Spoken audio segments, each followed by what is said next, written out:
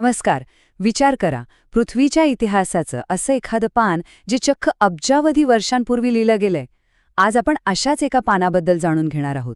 चला तर मग भारताच्या या प्राचीन खजिन्याचा शोध घेऊया. हो, बरोबर ऐकलंय.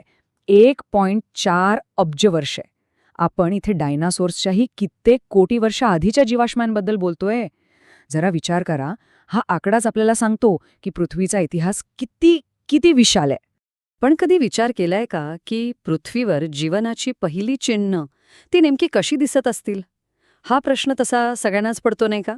आणि इंटरेस्टिंग गोष्ट म्हणजे याचा उत्तर चक्क आपल्या भारतातल्या एका उद्यानात दडलेलं आहे. चला आज तेच रहस्य उलगडूया. चला, तर मग एक टाइम ट्रॅव्हल करूया. तब्बल 1.4 अब्ज वर्षे मागे. एका अशा काळात जेव्हा आपली पृथ्वी आजच्यासारखी अजिबात नव्हती. आणि याच युगात दडलेल्या आहेत जीवनाच्या त्या पहिल्या खुणा. हे जे जीवाश्म आहेत ना, ते आहेत मेसोप्रोटेरोझोइक युगामधले. जरा कल्पना करून बघा, तेव्हाचं वातावरण आजच्यासारखं ऑक्सिजननी भरलेलं नव्हतं. आणि जीवन, ते तर फक्त सूक्ष्मजीवांच्या रूपातच अस्तित्वात होतं. खरं तर आपल्या ग्रहाच्या इतिहासातलं हे एक खूप खूप महत्त्वाचं पर्व होतं. मग प्रश्न हा आहे की ह्या 1.4 अब्ज वर्ष जुन्या खुणा नेमक्या कोणी मागे सोडल्या? कोणते जीव होते ते?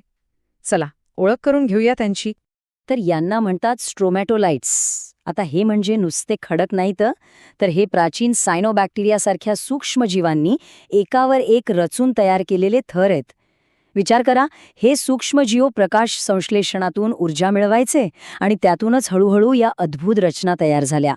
पण हे स्टोमॅटोलाइट्स इतके महत्त्वाचे का आहेत?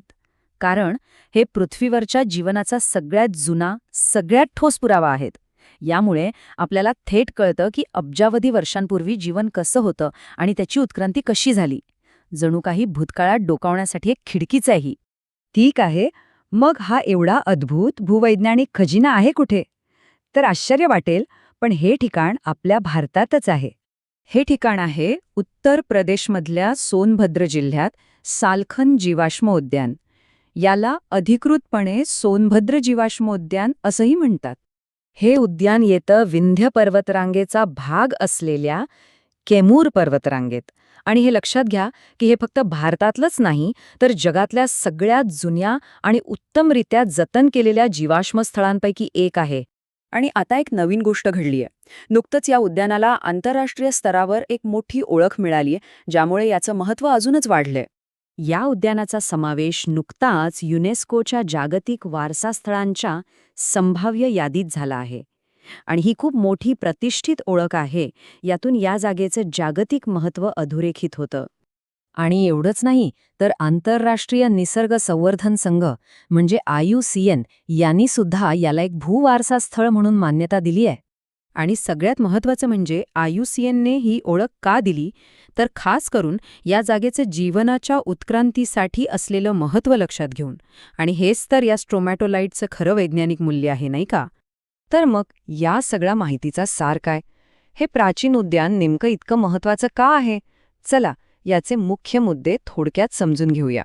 हे बघा, सालखन जीवाश्म उद्यान म्हणजे फक्त काही जुने खडक नाहीत. हे आपल्याला थेट 1.4 अब्ज वर्षांपूर्वीच्या जीवनाशी जोडतं. सुरुवातीच्या काळात जैविक उत्क्रांती कशी झाली हे अभ्यासण्यासाठी हे एक अत्यंत महत्त्वाचं स्थळ आहे. आणि आता युनेस्को आणि IUCNच्या मान्यतेमुळं तर याला जागतिक पातळीवर एक वेगळाच दर्जा मिळालाय.